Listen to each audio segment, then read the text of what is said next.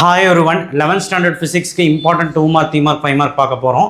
First midterm 2026. நாம் ஃபிசிக்ஸை பொறுத்தவரைக்கு பயப்படணுங்கிற அவசியம் கிடையாது. ஃபஸ்ட்டு ஏன் பயப்படணும் சொல்லுங்க பார்க்கலாம். ஏன்னா டெரிவேஷன்ஸ் பார்த்து பயப்படுறீங்க. நான் சொல்கிறேன் இங்கே கொஷின்ஸ் படித்தாலே போதும். யூனிட் 1ல் இவ்வளோ தான், யூனிட் 2ல் இவ்வளோ தான். இதெல்லாம் 5 மார்க்ஸ் சரியா. யூனிட் 3 இருந்ததுன்னா கொஞ்சம் 5 மார்க்ஸ் 4-5 மார்க்ஸ் இருக்கும். எனக்கு தெரிஞ்ச 2 யூனிட் படித்தாலே நல்லபடியாக எழுதிடலாம் ஃபஸ்ட் மிட்டம் சரியா. இந்த 5 மார்க்ஸ் படித்தாலே எழுதிடலாம். 2 மார்க் 3 மார்க்கும் அவ்வளோ ஒன்றும் கஷ்டம் கிடையாது, ரொம்ப கம்மி தான். நியூமெரிக்கல் ப்ராப்ளம் பார்க்க முடியலன்னா விட்டுரு. 50 மார்க்குக்கு 45 மார்க் எடுக்கலாம் வித் 1 மார்க்கோட சேர்த்து. நியூமெரிக்கல் ப்ராப்ளம் பார்க்க முடிஞ்சால் சென்டம் எடுக்கலாம். உன்னால் முடிஞ்சது பண்ணு. இல்லைங்க சார் நான் பாஸ் பண்ணால் போதும் அப்படின்னா 5 மார்க்ஸ் மட்டும் படித்து 1 மார்க் படித்தாலே பாஸு. ஆனால் தெளிவாக படி, கரெக்டாக எழுது. ஓகே, சப்ஸ்கிரைப் பண்ணுங்கள், லைக் பண்ணுங்கள், வாட்ஸ்அப் சேனல் லிங்க்கில் வந்து ஜாயின் பண்ணுங்கள். 11th நிறைய பேர் லைக் பண்ணுறதில்ல பாருங்கள். Unit 1 5 mark types of error, triangle and radar இது கேட்பாங்க. Triangular method and principle of homogeneity uses இதுவுமே ஒரு 5 மார்க்கில் கேட்குறாங்க.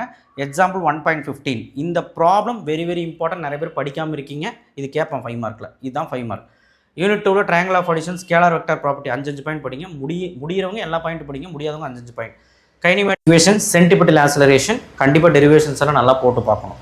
Unit 3 law of conservation of momentum, vertical motion, horizontal motion. Vertical motion horizontal motion வந்து தனித்தனி 5 மார்க், பிரச்சனை கிடையாது. சென்டிபிட்டலுக்கும் சென்ட்ரிஃபியூகலுக்கும் 10 பாயிண்ட் படிங்க, அப்போ தான் 5 மார்க் கிடைக்கும்.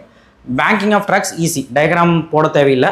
ஆமாம், டயக்ராம் சும்மா இது மாதிரி போட்டு சும்மா தியரி எழுதி டெரிவேஷன் போட்டால் போதும். ஆங்கிள் ஆஃப் ரிப்போஸும் easy, method of measuring angle of repose. Unit 3 இருந்தால் படித்தா போதும். யூனிட் 3 இல்லைனா படிக்க வேணாம். நான் இருக்குன்னு நினச்சி கொடுத்துருக்கேன், அவ்வளோதான். 2 மார்க் 3 மார்க் வந்து பார்த்தீங்கன்னா யூனிட் 1ல் இதெல்லாம் ஒன்றுமே இல்லை. இது 2 மார்க்கு, இது 3 மார்க், 3 மார்க் தான். புக்கின்ல 3 மார்க் வந்து use of dimension analysis, rules for rounding off, இந்த எக்ஸாம்பிள் 1.14 அவ்வளோதான். இதையாவது பாருங்கள். அந்த டெஃபினிஷன்ஸ் இருக்குல்ல, லைட்டு, ஆம்பியரு, கரண்ட்டு, முடிஞ்சால் அந்த டெஃபினிஷன் எல்லாமே பார்த்துருங்க, எது வேணாலும் கேட்கலாம். பட் அந்த டெஃபினிஷன் இங்கே கொடுக்கல, முடிஞ்சால் பாருங்கள். யூனிட் 2ல் அந்த புக் பேக் 2 மார்க் இருக்குல்ல, அதே பிரித்து 3 மார்க்காகவும் கேட்பாங்க. அதுக்கு எல்லா கொஸ்டினுமே கொடுத்துருக்கேன், நீ எதையுமே விடாது. எல்லாமே 2 மார்க் 3 மார்க்கை ஸ்பிளிட் பண்ணி கேட்பாங்க. ஸோ யூனிட் 2ல் அந்த புக் பேக் கொஸ்டின்ஸ் மட்டும் பார்த்தா போதும்.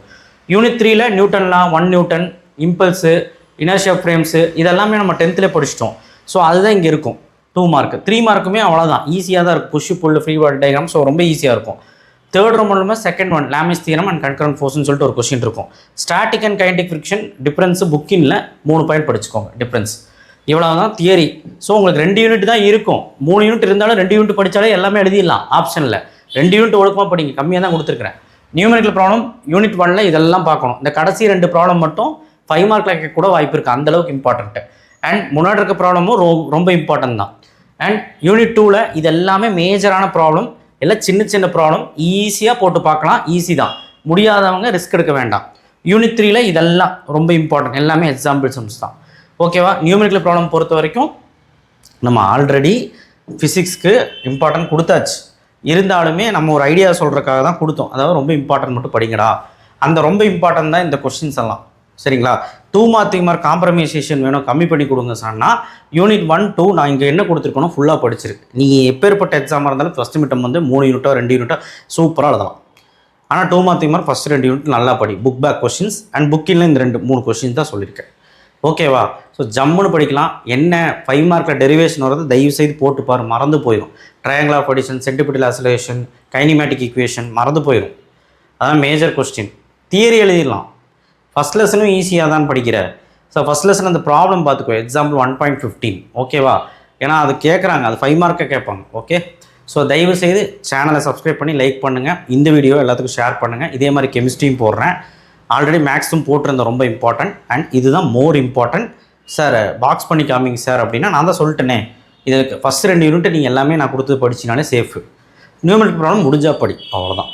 நல்லா படிக்கிறோம், படிச்சுக்கோ. தேங்க்யூ.